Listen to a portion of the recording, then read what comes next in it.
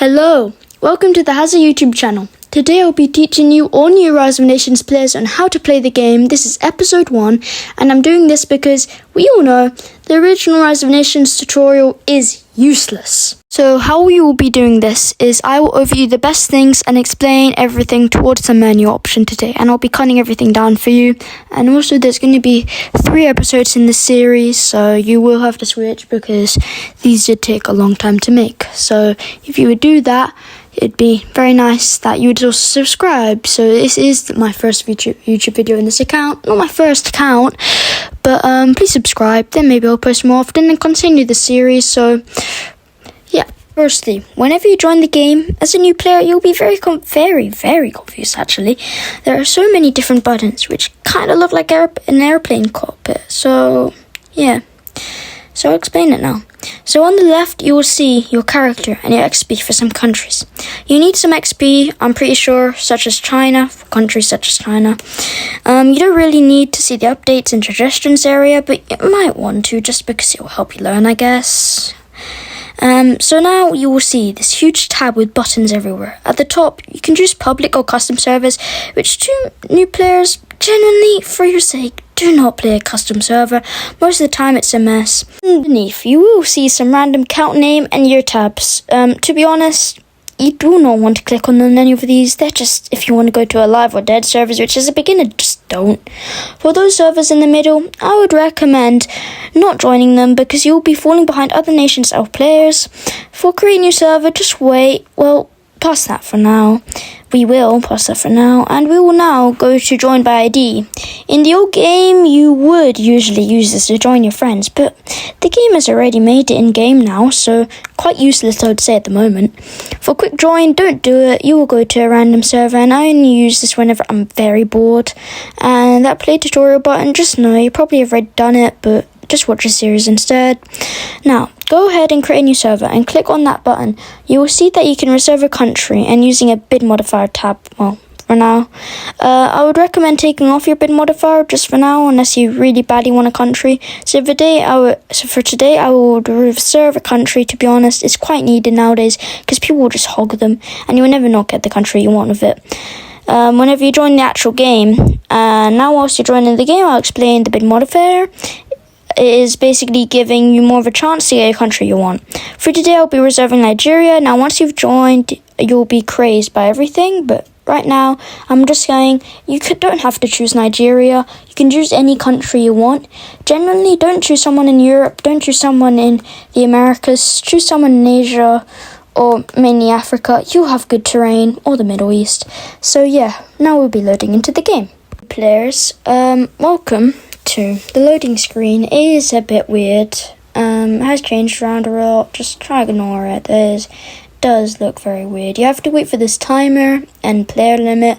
Basically means more players can join because of the reserved countries. You will sometimes not get the country, but you can choose to join the server anyway, which some people do. I usually just wait because they're impatient and will just wait for the other person to leave. Now you'll wait and you should probably scroll into your country. Here I'm in Nigeria and you will see, so now I'll start from the left side where my country flag is. And I just had to move my screen a little bit down just so it would fit the YouTube, cropping thing. Now over here on the left you can press tab for the menu. There is a lot of buttons here. You can abandon your country and immediately leave, and then you can go to see all the formables. I've completed 45, which is quite bad to be honest. I am not very good at this game sometimes. I can be quite rubbish. You can see all the formables you can make, which I will explain later. They basically give you some benefits.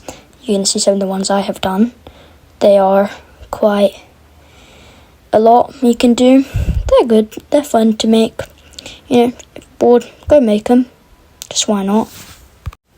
Now over here is the updates tab, bit boring. Titles, basically what this is whenever you form something or earn XP, which I have 1 million of.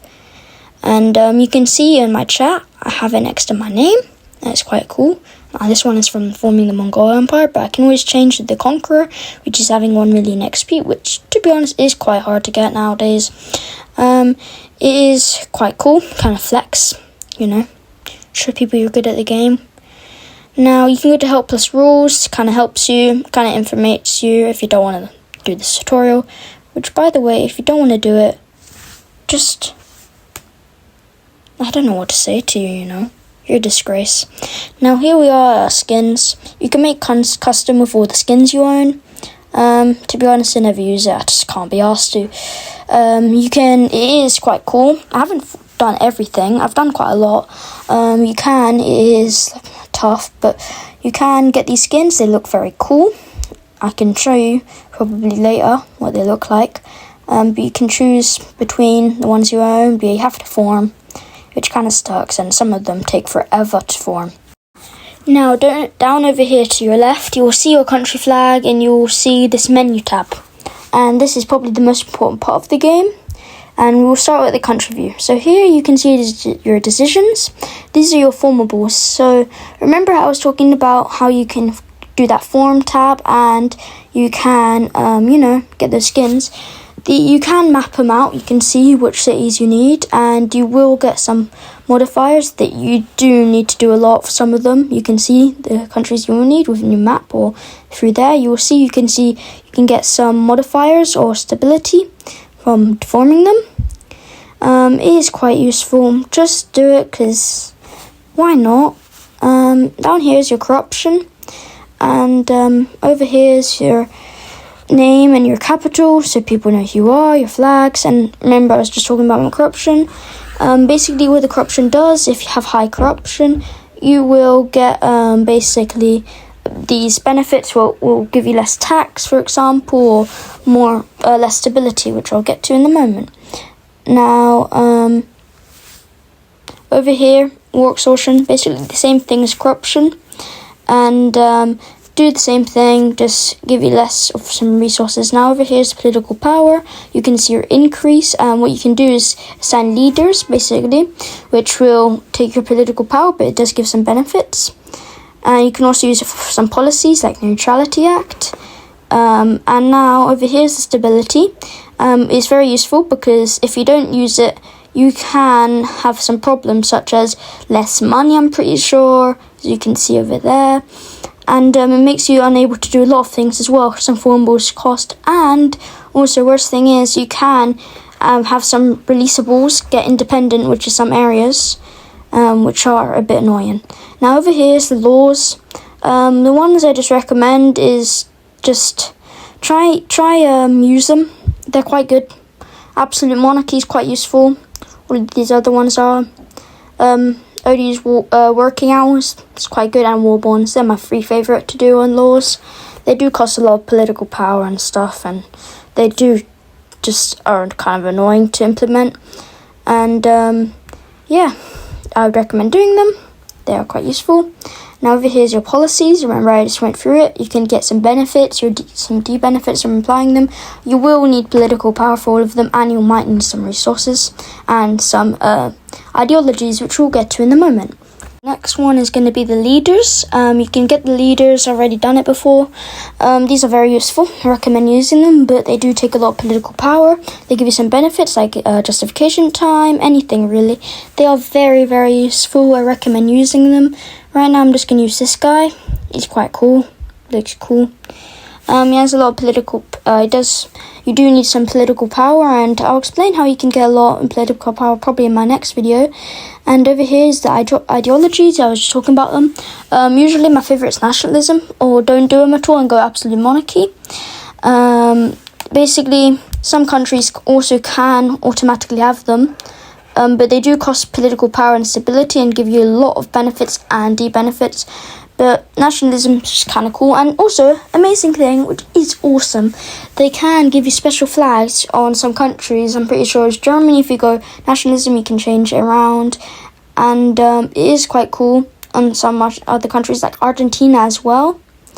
And you will see some countries automatically have it, like the USA. It's already democratic, which is quite cool. So you don't really have to change anything. Just generally because they're a big country and they are very democratic. We all know that. And now we're going to the factions. They are basically huge alliances, like the allies with the Axis. they do cost money, and to be honest, just don't do them. If you're going to be a boring person, ally of everyone, just ally of everyone. Basically, what they would do if someone attacks you, let's say I'm going to attack Cameroon, and he's a, player, if he's in a faction, he will, all the people in the faction, for example, France and Germany who are in the faction, they would also be attacking me. And I wouldn't like that. And so don't be in a faction. You're just mean. And there's national modifiers, which will show you everything you get.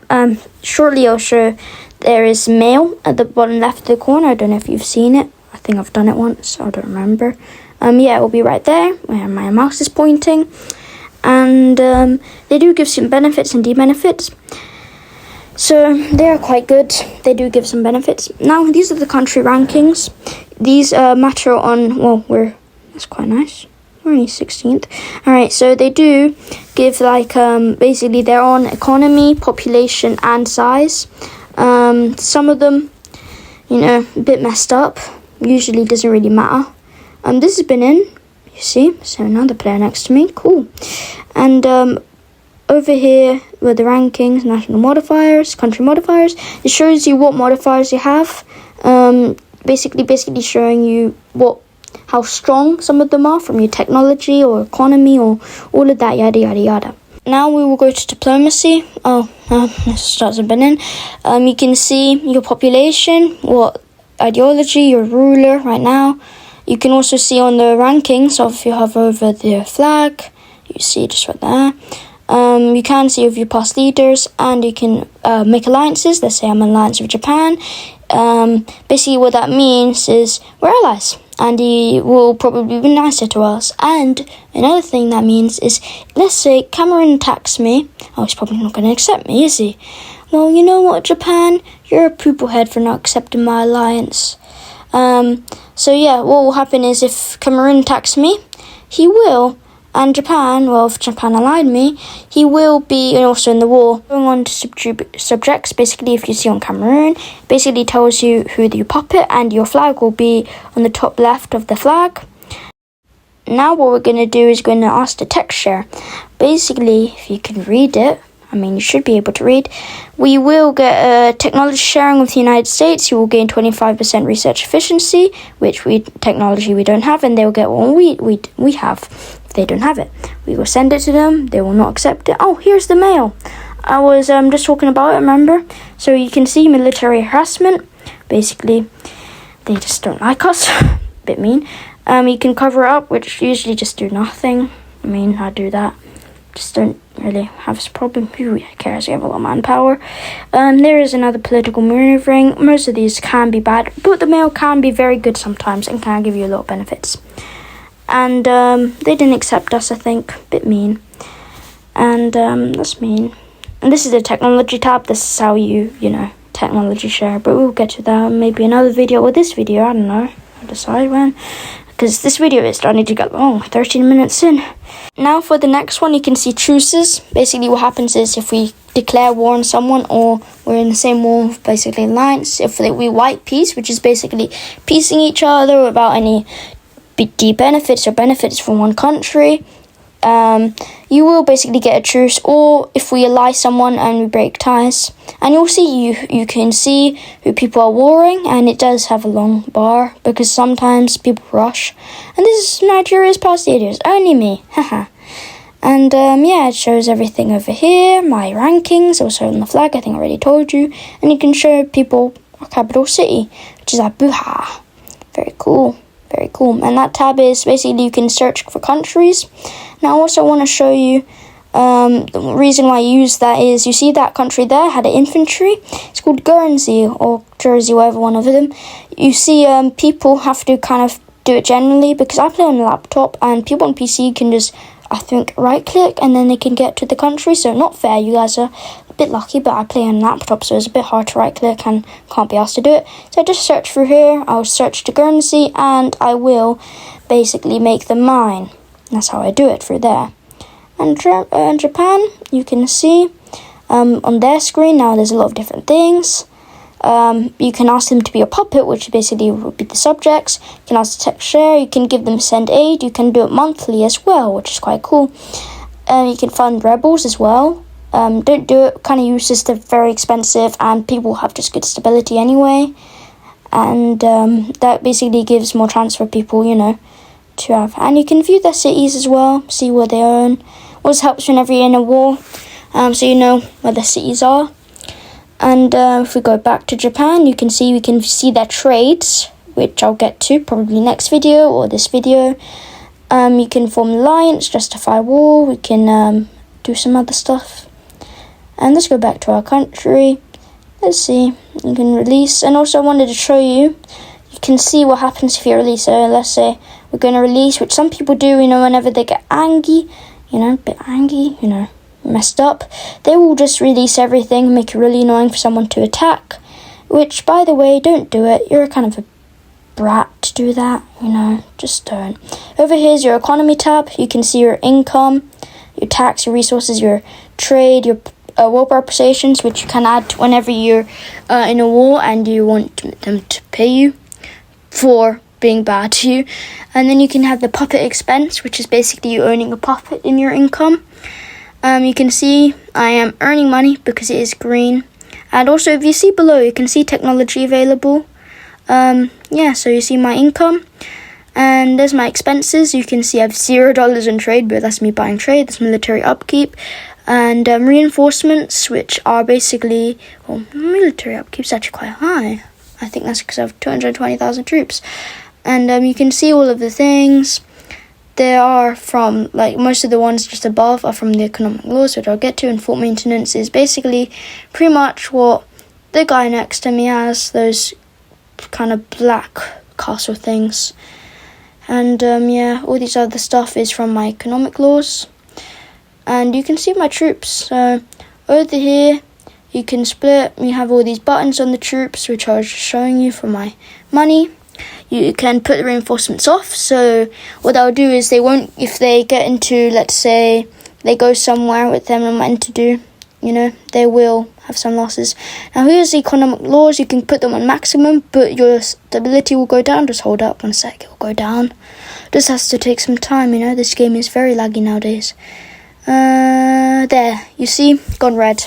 We don't like that because it means we're gonna decrease. So just go back to normal. And then there's also low, but you will earn less money. Now over here you can see military upkeep, government spending, give you some benefits, and my stability's back. It will cost you more money if you add them. Military upkeep would be normal and everything else will be low. They give you some benefits, but they do cost some money, and you will go to deficit, which will basically mean you're losing more money than you're earning, which basically means you can go into debt. And going into debt is not nice because you can't do anything. And that also means you can't buy anything, can't buy any troops, and that also means your stability is going to have a minus 15%, because that's what the game does. Now over here you can see your investments, kind of useless, don't really use them. They are quite useless, I don't touch them. You can see our city overviews. It is a bit of a mess. Nobody uses them. I don't know who uses them. If you use them, just why? What's the point? They're just math. And so we can resources and trade. So you can see if I have some resources, I can buy from people from the trade, which will also cost me money, but I can also sell. So what is something I have? I have some iron, don't I? And some oil and some tungsten. The tungsten's very important. One of the best ways to earn money is by selling stuff. You could probably sell anything in the trade to just a random country, which basically which an AI country basically means is the countries of the white, not the kind of yellowish. Basically the yellowish flag means there's a player playing that country. I probably won't be accepting your trade, and you see in my economy I'll get some extra trade, which is awesome. And I'm just going to cancel it. Just for now. I'm not going to play this server anymore probably after this video. But okay, so guys, I'm probably going to end it here. And on the next video we will do this technology thing and the military and everything else which I haven't covered today. Please tune into the next episode. Please subscribe. Please like the video so I will be more influenced to do the next video. Alright.